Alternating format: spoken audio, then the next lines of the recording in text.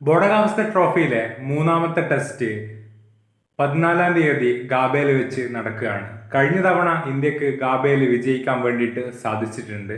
അത് ഇത്തവണയും തന്നെ തുടരട്ടെ എന്ന് നമുക്ക് പറയാൻ വേണ്ടി പറ്റും.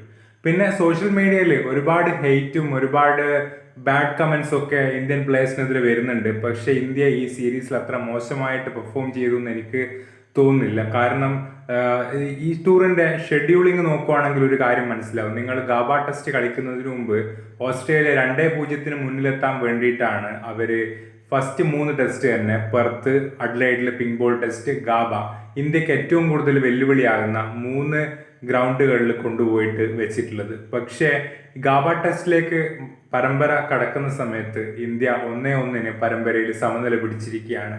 ഇനി മെൽബണും സിഡ്നിയും ഇന്ത്യയുടെ ഒരു ഉറച്ച കോട്ട തന്നെ നമുക്ക് പറയാൻ വേണ്ടിയിട്ട് പറ്റും. സിഡ്നിയിൽ ഒരു സമനിലയാവും ഞാൻ പ്രതീക്ഷിക്കുന്നത്, മെൽബണിൽ ഒരു വിജയവും. മെൽബണിൽ ഓസ്ട്രേലിയ ജയിച്ചിട്ട് തന്നെ കാലം കുറയായി ഇന്ത്യക്ക് എതിരെ. ആ റെക്കോർഡൊക്കെ പരിഗണിക്കുന്ന സമയത്ത് ഇന്ത്യക്ക് നല്ല അഡ്വാൻറ്റേജ് ഉണ്ട് ഈ ഗാബ ടെസ്റ്റിൽ. ഗാബയിൽ നിങ്ങൾക്കൊരു മത്സരം ജയിക്കണമെന്നുണ്ടെങ്കിൽ നിങ്ങൾ ടോസ് വിൻ ചെയ്തിട്ട് ബോൾ ചെയ്യണം.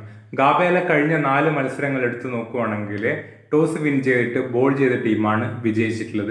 ഇന്ത്യ 2021 ഗാബ പിടിച്ചപ്പോഴും ഇന്ത്യ വിജയിക്കാൻ കാരണം ഇന്ത്യക്ക് ചേസ് ചെയ്യാൻ വേണ്ടി പറ്റി എന്നുള്ളതാണ്. അതുകൊണ്ട് തന്നെ 4th ഇന്നിങ്സിൽ ബാറ്റിംഗ് വരുന്ന രീതിയിൽ ഇന്ത്യ ചേസ് ചെയ്യേണ്ടതുണ്ട്. ഗാബ എന്ന് പറയുന്ന ഗ്രൗണ്ട് ഒരു 15-20 ഓവർ വരെ ബാറ്റിങ്ങിന് വളരെയധികം ദുഷ്കരമായിരിക്കും.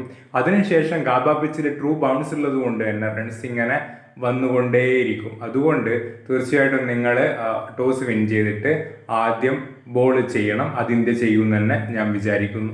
പെട്ടെന്ന് സ്കോർ ചെയ്യുന്ന ഒരു ഗ്രൗണ്ടാണ് ഗാബ എന്ന് നമുക്ക് പറഞ്ഞു വെക്കാൻ വേണ്ടിയിട്ട് പറ്റും. കാരണം എന്താണെന്ന് വെച്ച് കഴിഞ്ഞാൽ ഇവിടുത്തെ ബാറ്റർമാരുടെ ഒരു സ്ട്രൈക്ക് റേറ്റ് തന്നെയാണ് അതിന് ഏറ്റവും വലിയ കാരണമായിട്ട് നമുക്ക് പറയാൻ വേണ്ടിയിട്ട് പറ്റും.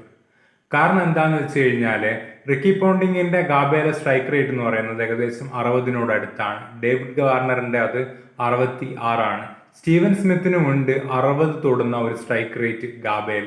അപ്പോൾ ബാറ്റർമാർ വളരെ ക്വിക്കായിട്ട് സ്കോർ ചെയ്യുന്ന ഒരു ഗ്രൗണ്ടാണ്. ഈ ഗ്രൗണ്ടിൽ ഏറ്റവും കൂടുതൽ റൺസ് കിട്ടിയിട്ടുള്ളത് റിക്കി പോണ്ടിങ്ങിനാണ്. ഏകദേശം 1000-ലേറെ റൺസ് സ്കോർ ചെയ്യാൻ വേണ്ടിയിട്ട് റിക്കി പോണ്ടിങ്ങിന് സാധിച്ചിട്ടുണ്ട്.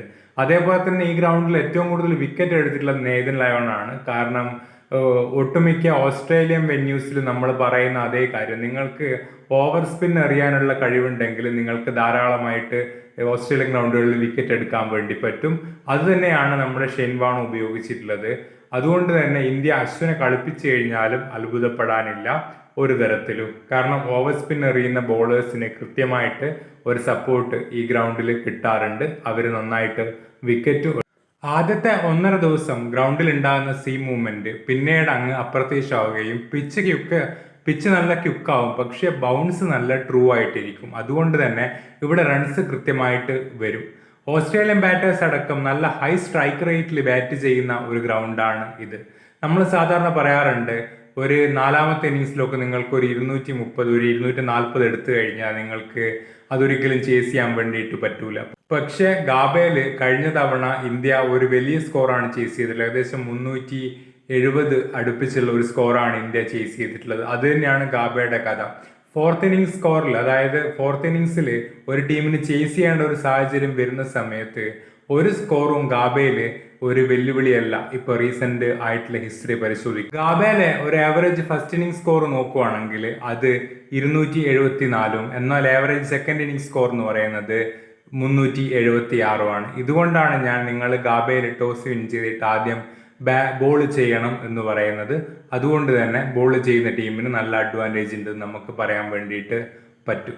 ഈ മത്സരത്തിലേക്ക് പോകുമ്പോൾ ഇന്ത്യയുടെ കോമ്പിനേഷൻ നോക്കുവാണെങ്കിൽ കഴിഞ്ഞ മത്സരത്തിൽ നിന്ന് ഏകദേശം 2 മാറ്റങ്ങൾ വരുത്താനാണ് സാധ്യതയുള്ളത്. അതിലൊരു മാറ്റം ടീമിലെ ലൈനപ്പിലല്ല, അവരുടെ ബാറ്റിംഗ് ഓർഡറിലായിരിക്കും. എനിക്ക് രോഹിത് ശർമ്മയെ ടോപ്പ് ഓഫ് ദി ഓർഡറിൽ കളിച്ച് കാണാനാണ് ആഗ്രഹം. കാരണം രോഹിത് ശർമ്മയുടെ ഒരു ബെസ്റ്റ് പൊസിഷൻ എന്ന് പറഞ്ഞു കഴിഞ്ഞാൽ എപ്പോഴും ടോപ്പ് ഓഫ് ദി ഓർഡർ തന്നെയായിരിക്കും.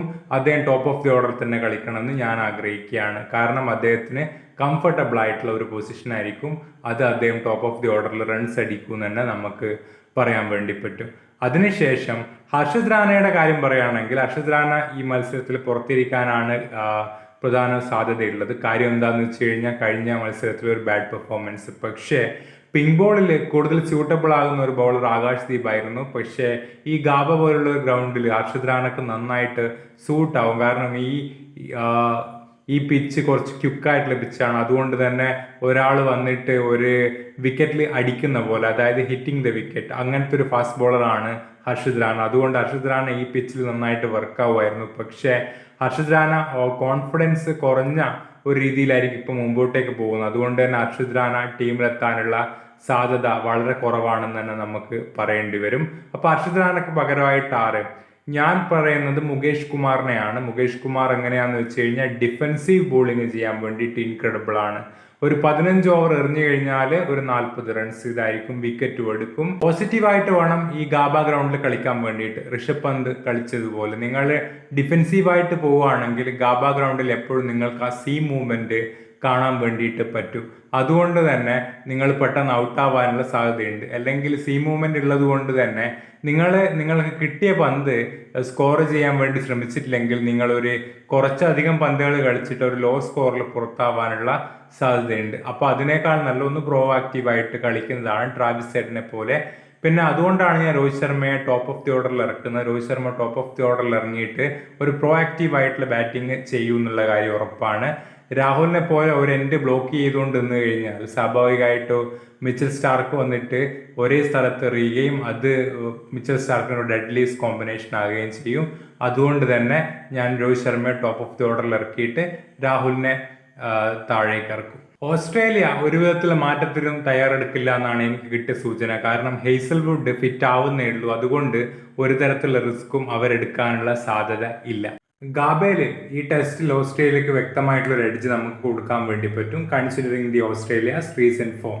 ഇപ്പോൾ റീസെന്റ് ഫോം വെച്ച് നമുക്ക് അങ്ങനെ ഒരു എഡ്ജ് കൊടുക്കാൻ വേണ്ടി പറ്റുമെങ്കിൽ പോലും ഗാബയിൽ ഇന്ത്യ മത്സരം തോറ്റില്ലെങ്കിൽ, അതായത് ഇന്ത്യ ജയിക്കുകയാണെങ്കിൽ ഇന്ത്യ ഈ VGT തൂക്കൂല എന്ന് തന്നെ നമുക്ക് പറയാൻ വേണ്ടി പറ്റും. കാരണം അടുത്ത 2 ടെസ്റ്റുകൾ മെൽബണും സിഡ്നിയുമാണ്. ഇന്ത്യക്ക് താരതമ്യേന അഡ്വാൻറ്റേജ് ഉള്ള ഗ്രൗണ്ടുകളാണ് ഇത് രണ്ടും.